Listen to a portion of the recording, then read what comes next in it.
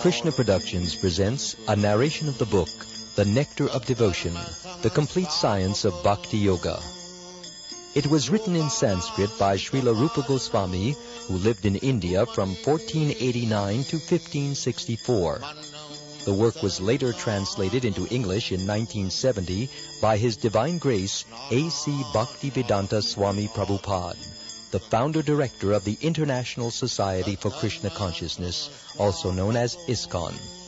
It was published by the Bhaktivedanta Book Trust of Los Angeles, California, which reserves all rights to it.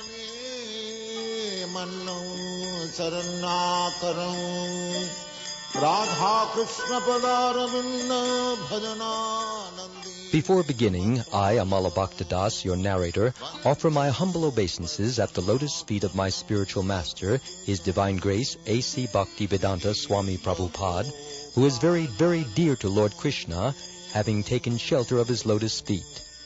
Srila Prabhupada, through his numerous books and disciples, is kindly preaching the message of Lord Chaitanya Mahaprabhu and delivering souls all over the world from the miseries of illusion and ignorance.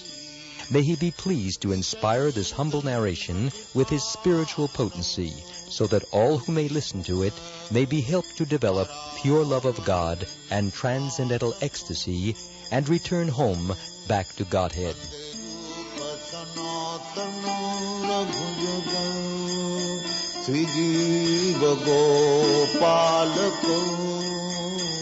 The song introducing and ending each chapter was written in Sanskrit by Srinivasa Acharya and sung and recorded by Srila Prabhupada.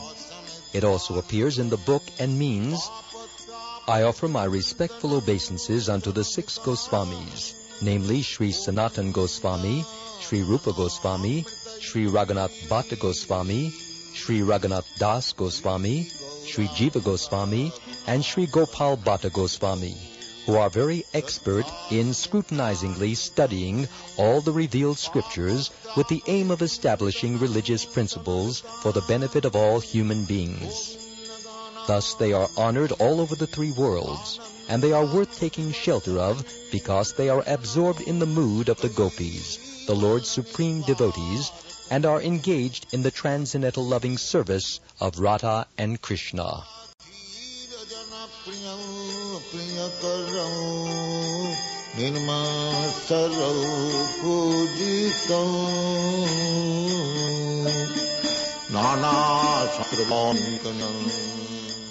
And now we begin the narration, starting with the preface.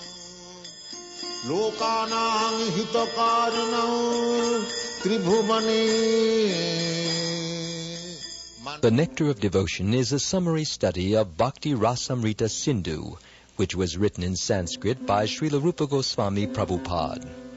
He was the chief of the 6 Goswamis, who were the direct disciples of Lord Chaitanya Mahaprabhu. When he first met Lord Chaitanya, Srila Rupa Goswami Prabhupada was engaged as a minister in the Mohammedan government of Bengal. He and his brother Sanatan were then named Dabira Kasa and Sakara Malaka, respectively, and they held responsible posts as ministers of Nawab Hussain Shah. At that time, 500 years ago, the Hindu society was very rigid, and if a member of the Brahmin caste accepted the service of a Mohammedan ruler, he was at once rejected from Brahmin society. That was the position of the 2 brothers, Dabira Kasa and Sakara Malaka.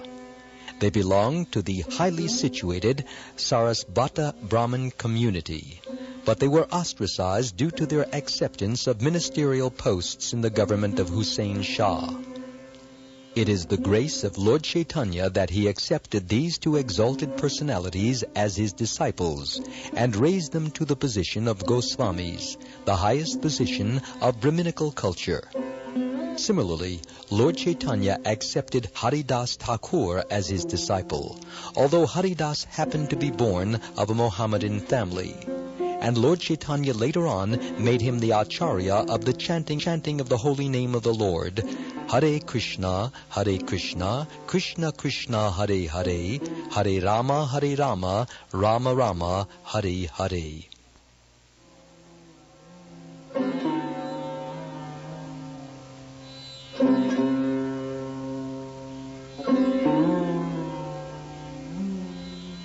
Lord Chaitanya's principle is universal.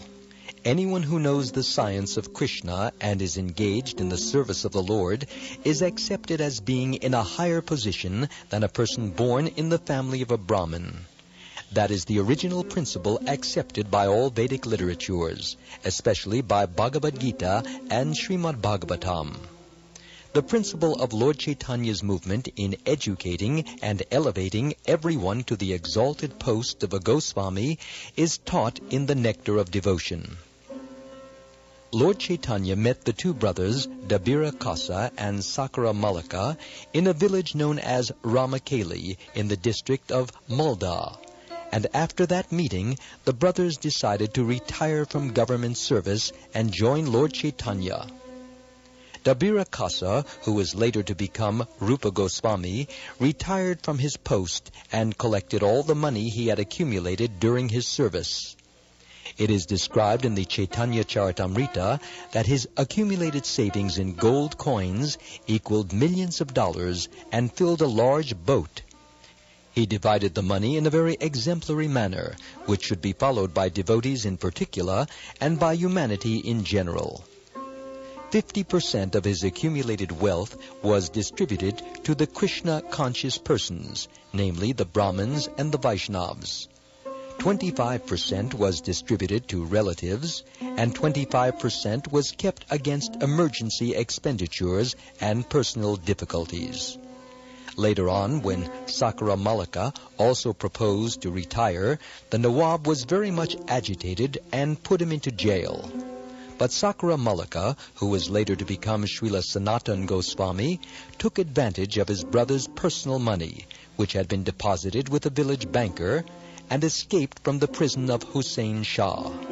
In this way, both brothers joined Lord Chaitanya Mahaprabhu. Rupa Goswami first met Lord Chaitanya at Prayag or Allahabad, India. And on the Dashavameda bathing ghat of that holy city, the Lord instructed him continually for 10 days. The Lord particularly instructed Rupa Goswami on the science of Krishna consciousness. These teachings of Lord Chaitanya to Srila Rupa Goswami Prabhupada are narrated in our book, Teachings of Lord Chaitanya.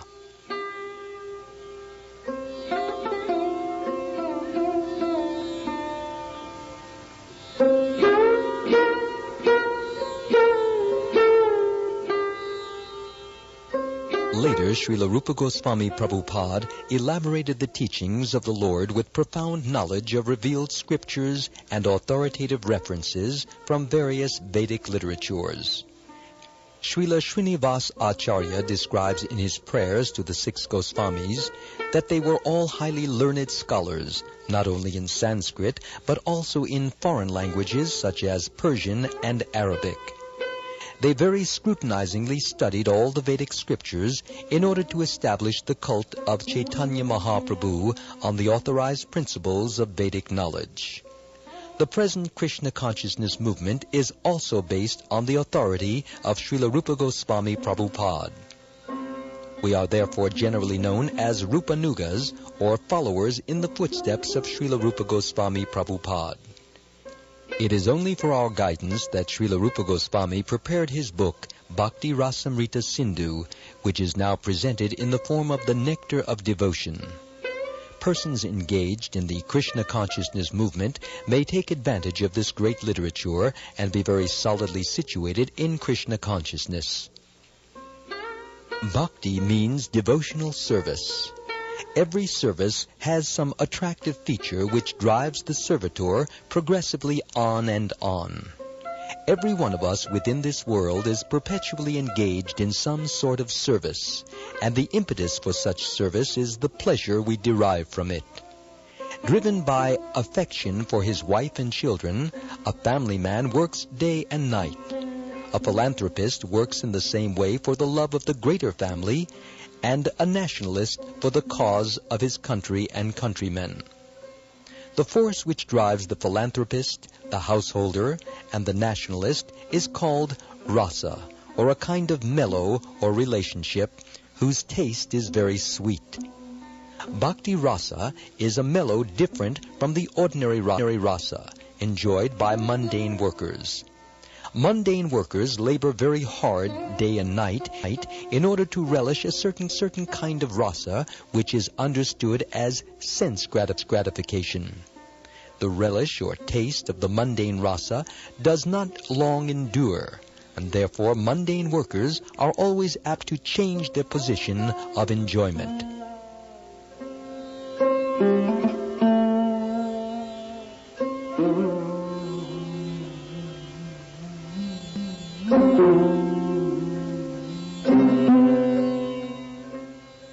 A businessman is not satisfied by working the whole week. Therefore, wanting a change for the weekend, he goes to a place where he tries to forget his business activities. Then, after the weekend is spent in forgetfulness, he again changes his position and resumes his actual business activities. Material engagement means accepting a particular status for some time and then changing it. This position of changing back and forth is technically known as Bhoga Tyaga, which means a position of alternating sense enjoyment and renunciation. A living entity cannot steadily remain either in sense enjoyment or in renunciation. Change is going on perpetually, and we cannot be happy in either state because of our eternal constitutional position.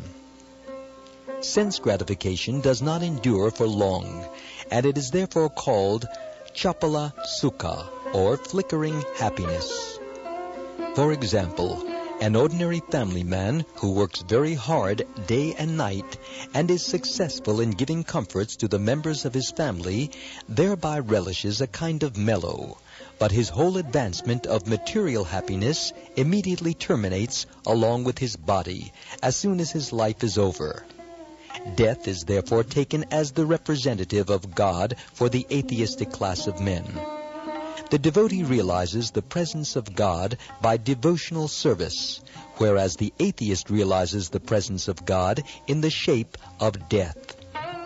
At death, everything is finished, and one has to begin a new chapter of life in a new situation, perhaps higher or lower than the last one. In any field of activity, political, social, national, or international, the result of our actions will be finished with the end of life. That is sure.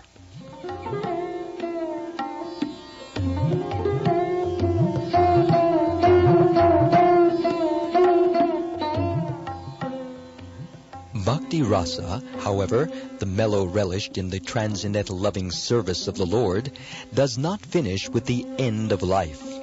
It continues perpetually and is therefore called Amrita, that which does not die but exists eternally.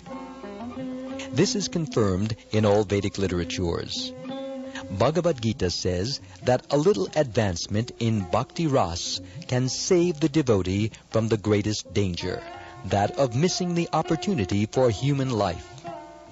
The rasas derived from our feelings in social life, in family life, or in the greater family life of altruism, philanthropy, nationalism, socialism, communism, etc., do not guarantee that one's next life will be as a human being. We prepare our next life by our actual activities in the present life. A living entity is offered a particular type of body as a result of his action in the present body. These activities are taken into account by a superior authority known as Daiva, or the authority of God. This Daiva is explained in Bhagavad Gita as the prime cause of everything. And in Srimad Bhagavatam, it is stated that a man takes his next body by Daiva Netrena, which means by the supervision of the authority of the Supreme. In an ordinary sense, Daiva is explained as destiny. Daiva supervision gives us a body selected from 8,400,000 forms. The choice does not depend on our selection, but is awarded to us according to our destiny. If our body at present is engaged in the activities of Krishna consciousness, then it is guaranteed that we will have at least a human body in our next life. A human being engaged in Krishna consciousness, even if unable to complete the course of Bhakti Yoga, takes birth in the higher divisions of human society, so that he can automatically further his advancement in Krishna consciousness. Therefore, all bona fide activities in Krishna consciousness are amrita, or permanent. This is the subject matter of Nectar of Devotion.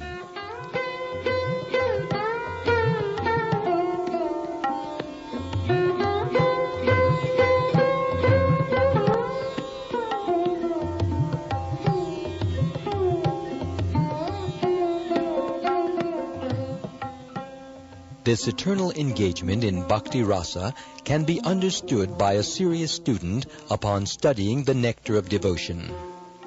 Adoption of Bhakti Rasa, or Krishna consciousness, will immediately bring one to an auspicious life free from anxieties and will bless one with transcendental existence, thus minimizing the value of liberation.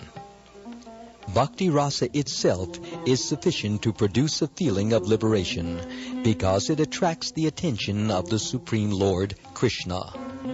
Generally, neophyte devotees are anxious to see Krishna or God, but God cannot be seen or known by our present materially blunt senses. The process of devotional service, as it is recommended in the Nectar of Devotion, will gradually elevate one from the material condition of life to the spiritual status, wherein the devotee becomes purified of all designations. The senses can then become uncontaminated, being constantly in touch with Bhakti Rasa. When the purified senses are employed in the service of the Lord, one becomes situated in Bhakti Rasa life, and any action performed for the satisfaction of Krishna in this transcendental Bhakti Rasa stage of life can be relished perpetually. When one is thus engaged in devotional service, all varieties of rasas or mellows turn into eternity. In the beginning, one is trained according to the principles of regulation under the guidance of the Acharya or spiritual master, and gradually, when one is elevated, devotional service becomes automatic and spontaneous eagerness to serve Krishna.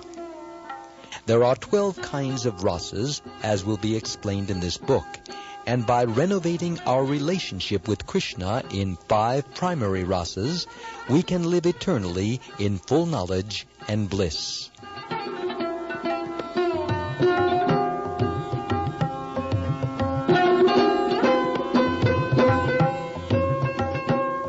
The basic principle of the living condition is that we have a general propensity to love someone. No one can live without loving someone else. This propensity is present in every living being.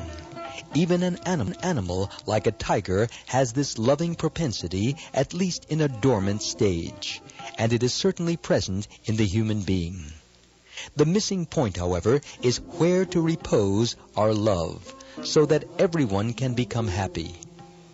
At the present moment, the human society teaches one to love his country or family or his personal self, but there is no information where to repose the loving propensity so that everyone can become happy. That missing point is Krishna, and the Nectar of Devotion teaches us how to stimulate our original love for Krishna and how to be situated in that position where we can enjoy our blissful life. In the primary stage, a child loves his parents, then his brothers and sisters, and as he daily grows up, he begins to love his family, society, community, country, nation, or even the whole human society. But the loving propensity is not satisfied even by loving all human society. That loving propensity remains imperfectly fulfilled until we know who is the Supreme Beloved. Our love can be fully satisfied only when it is reposed in Krishna. This theme is the sum and substance of the Nectar of Devotion, which teaches us how to love Krishna in 5 different transcendental mellows. Our loving propensity expands, just as a vibration of light or air expands, but we do not know where it ends. The Nectar of Devotion teaches us the science of loving every one of the living entities perfectly by the easy method of loving Krishna. We have failed to create peace and harmony in human society, even by such great attempts as the United Nations, because we do not know the right method. The method is very simple, but one has to understand it with a cool head. The Nectar of Devotion teaches all men how to perform the simple and natural method of loving Krishna, the Supreme Personality of Godhead. If we learn how to love Krishna, then it is very easy to immediately and simultaneously love every living being. It is like pouring water on the root of a tree or supplying food to one's stomach. The method of pouring water on the root of a tree or supplying foodstuffs to the stomach is universally scientific and practical, as every one of us has experienced. Everyone knows well that when we eat something, or in other words, when we put foodstuffs in the stomach, the energy created by such action is immediately distributed throughout the whole body. Similarly, when we pour water on the root, the energy thus created is immediately distributed throughout the entirety of even the largest tree. It is not possible to water the tree part by part, nor is it possible to feed the different parts of the body separately.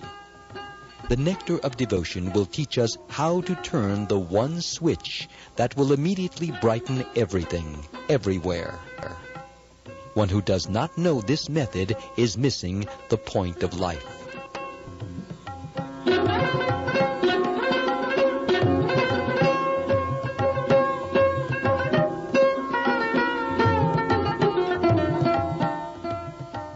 As far as material necessities are concerned, the human civilization at the present moment is very much advanced in living comfortably. But still, we are not happy, because we are missing the point. The material comforts of life alone are not sufficient to make us happy. The vivid example is America, the richest nation of the world, having all facilities for material comfort, is producing a class of men completely confused and frustrated in life. I am appealing herewith to such confused men to learn the art of devotional service as directed in the Nectar of Devotion, and I am sure that the fire of material existence burning within their hearts will be immediately extinguished. The root cause of our dissatisfaction is that our dormant, loving propensity has not been fulfilled despite our great advancement in the materialistic way of life. The Nectar of Devotion will give us practical hints on how we can live in this material world perfectly engaged in devotional service, and thus fulfill all our desires in this life and the next. The Nectar of Devotion is not presented to condemn any way of materialistic life, but the attempt is to give information to religionists, philosophers, and people in general about how to love Krishna.